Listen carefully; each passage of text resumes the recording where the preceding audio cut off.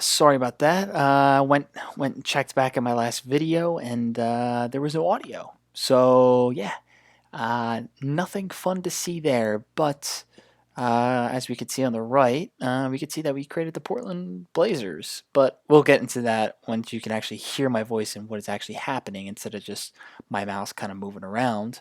But welcome to my project, my final project video. And here, let me introduce myself. I'm Brendan Gibbons with the user ID of BPG5257. I was the only one who worked on this project. I worked this all by myself. A little tough, but not the greatest in PHP and SQL, but we were able to manage through it.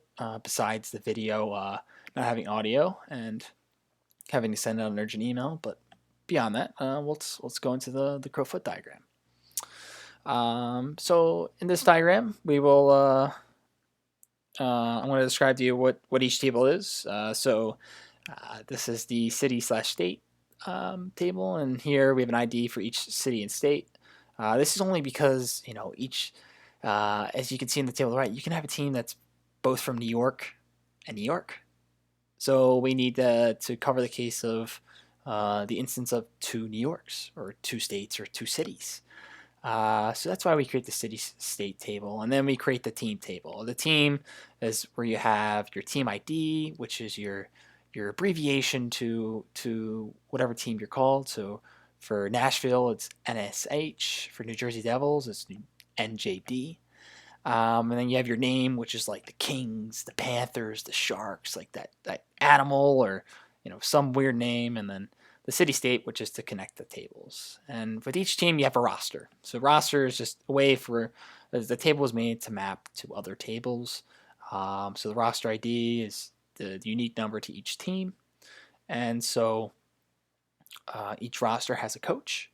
And so they have a coach ID, a roster ID, and the name. And then we have a player. Each roster, the roster has players, and each player has its own unique ID. So they have the player name, the age, its games played, goals, assists, points, roster ID, team ID, the whole bang. And then we have arenas. So each roster has an arena that they play in. So the location ID is a unique location. Roster ID is connected to tables, and the location is the arena that they're in. And then the games. So each roster, they play games. So they have the game ID. So each game has its own unique ID, or each game is unique. And then we have something called the home ID, which in my eyes is the home roster ID, the away roster ID, the dates or the date, and then the location of the game. And then for each game, there's a result. So each game has a unique result, and this would be the game ID, and then you have the home score and the away score. So that's my crowfoot diagram and my data model, but I'll go into just how they relate to one another in short. So there's a city and state for each team. Each team has their own roster. A roster has a coach. A roster has many players. Then a roster has its own arena, only one arena, and so this roster it's going to play many games, and these games are going to have results. That is my data model, and so let's get into the fun stuff. Let's get into what I created. So here we have the current list. This is the homepage, the current list of NHL teams. Beyond the Portland Blazers, which I created in my last video that ended up having no audio, but beyond that, it's all right. So here we get to see all the teams, and then we could see all the rosters. The roster, you can see the coach. We can insert a player, delete a player. Delete the team, and we can update stats. So let's start out with creating the game. So we're gonna do a game between the Anaheim Ducks and the Arizona Coyotes. Rosters 1 and 2. Just make it nice and easy. So the home team is going to be Arizona or Anaheim, and then the away team is going to be Arizona. And we're going to play that on 17th. insert that. The game has been created. Record the scores. And let's say that Anaheim won 2-0. Cool. New record was created successfully. Cool. And we can see that perfectly on our schedule. Perfect. Anaheim won 2-0 at the Honda Center, which is in Anaheim, California. So let's say Anaheim then had an away game, and they played against my Philadelphia Flyers, which are number 22. So we're playing 22, 1, and they played on Christmas Day. Actually, let's no one plays on Christmas Day. It's the day after. And so they should be playing. So Smith results. Let's say it was a boring game, 0-0. Nothing happened. Just so we don't have to update the results. So now we can see. Let's go to Anaheim. And now we can see that they played at the Wells Fargo Center on 12/26. And we can see the home and away. Cool. So let's go to the roster of the Philadelphia Flyers because I missed another point is the games played. The games played are updated through after each game has been played or each game has been created. So let's keep this a fact that Derek Grant has 10 games played currently. 10 games played. So let's remind ourselves. Derek Grant has 10 games played. And we can look at our schedule. Flyers have played one home game. So let's say they go away and they play against the rival Pittsburgh Penguins.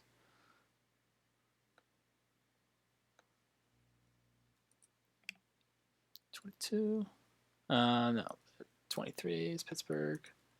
22, and they play on New Year's Eve. Submit the results. Say it's 1-0. I'm not making the Penguins win. 1-0. So results go in, and we could see that we go to roster. Derek Grant played 11 games. Awesome. But now we need to update the results. So let's say Derek Grant ended up being the one that got the only goal. He was the lone player that got the goal. So 1 goal, 0 assists. Be updated. And then we can go to the Flyers roster. And then boom, he's got 1 more goal.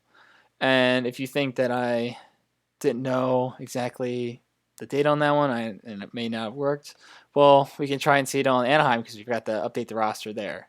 So we could see that Josh Manson, I don't know the guy, but he, I don't know about Josh Manson. He's a defenseman. He doesn't score a lot of goals. Let's take Cam Fowler, defenseman. Let's go Adam Henrique. He's got 26 goals. He scored the 2 goals against Arizona. So we see that's 26.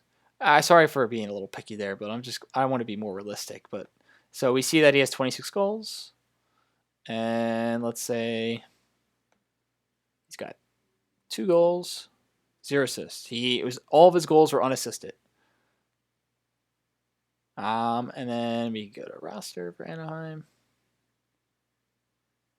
Let's make sure Anaheim won. Yeah, Anaheim won. Thank gosh. And we can see 28 now. Cool. And then we can see the points also went up as well. And let's say that the goaltender, Ryan Miller, was the one who gave him the assist. Let's say he got one of his goals had an assist. So Ryan Miller's got 1 point, 1 assist. But now he should have 0 goals, 2 assists, and 2 points. So now we go to the roster. And there it is. 0 goals, 2 assists, 2 points. Perfect. Great. So now that we see we've inserted, we've updated. Now we want to delete. So let's take a look at one of my favorite teams, the New Jersey Devils, and and let's delete someone. Let's see, Miles Wood. Um, let's say we don't want Miles Wood anymore. Okay, Miles Wood. His name is Miles Wood. He is age 24. And he's a left winger. And cool, Miles Wood. Miles Wood. Cool. We'll delete him. So Miles, deleting user Miles Wood, team deleted successfully. Or be player deleted successfully. So now you go to New Jersey Devils. Where they go? And cool. Do we see Miles anywhere? Nope. Miles Wood. Nope, he's gone. He's a great player. But let's say his twin comes in. John Wood. He's 25, or his brother. Center. John Wood, 25. And then go to roster. John Wood, 0 goals. Again, he's not played a single game, so he's not going to have any stats. So John Wood has been added to the New Jersey Devils. Awesome. So now we want to check and look at our transaction that occurs. So the transaction I have in my assignment is when you create a team, and let's say you have a team that has the exact same team ID. If it has the same exact team ID, what should happen is that the database should then realize, oh, you have the same team ID as someone else, and it will roll back and not commit those changes, and otherwise it will commit. So let's say in this case, New York wants to make another team, not like they have enough, and you call it the New York Rocks. And the team ID for that would be NYR, because the New York Rangers, NY Rocks. And you can see here, there's already one NYR, and let's say we want to insert. It says rolled, please create another team ID. Your creations were not committed due to another team having the same ID. Great, that is exactly what we wanted. But let's say in the case that we actually wanted to create another team. As we can see here, we've created the Portland Blazers. Let's say we wanted to create State College Lions. And that would be SCL. Insert that. Oops, sorry about that. Insert that. And then it'll commit. And then we can see here, there is the State College Lions. Cool. Not sure why the error was there, but you can see that the team was successfully brought into the roster, has a roster ID, has all that. It doesn't have a roster yet or a coach, but it can be added. All right, cool. Let's see. Oh, let me show you the code exactly where it is. This is not it. It is right here. So here is the transaction of where it's occurring. We have, so it occurs right here. So right here is where we're checking to see the amount of times. We're basically just checking the count of each team ID. So we have here is the team. That's what our input was from start when we inputted our 3 letters in there, and that's our 3 letters currently right here. Is that $team. And so if there is an instance where the count is 1, that means it's already taken. However, if it's 0, it's brand new. And just for simplicity, the TRE here for this loop is we're just counting to see if there is a location currently of where we want to be.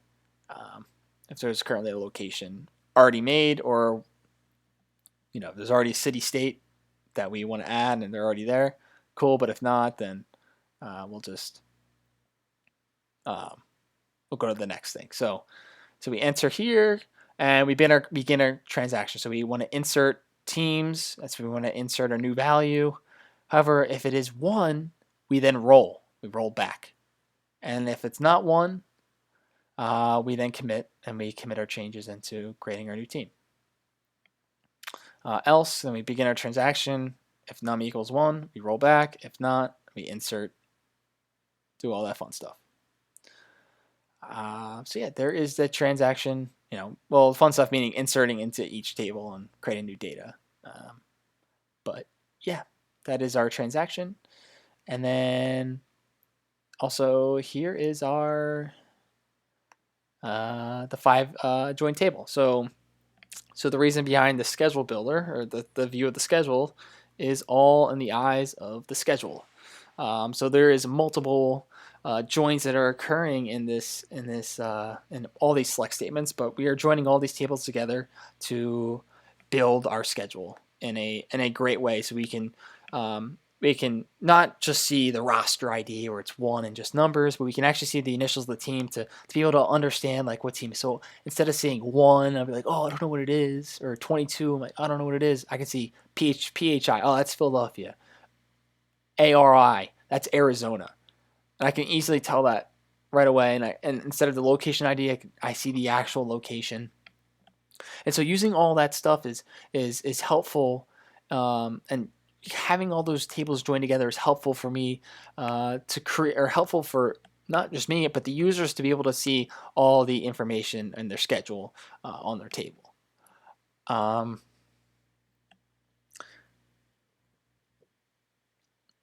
But yeah, that is how the join works. And we are getting the home games here. And so I'll just get a little bit more in depth of the code. So we're joining all these tables to get the home games. So all the information about the home games. So we get the game ID, the homer ID, the away, or the homer ID, the home roster ID, the away roster ID, the date, the location, the score, the away score, and then the team ID to get the home team's name, or the team that we want. Team ID. Here we get in the team ID of when we're at away games. And then here, this code is getting the information of the opponents on home games and away games. And so we're getting their team IDs basically in this case, and a bunch of other information as well. And then this is where we're displaying this information. But right here is the join of 1, 2, 3, 4, 5, 6 tables to be able to create a very nice schedule for people and users to look at. Yeah, and that is my as a project. Not sure what occurred with that little error there, but as you can see, when we created a team, the team was able to stick onto the board. I'm not quite sure what happened, but as we can see, it has landed onto the board, and yeah. Thank you. Sorry for submitting this video late. Once again, I'll just state again that when I was creating this video earlier, I went and submit. As you can see in the submission details, the first video, there is no audio on it.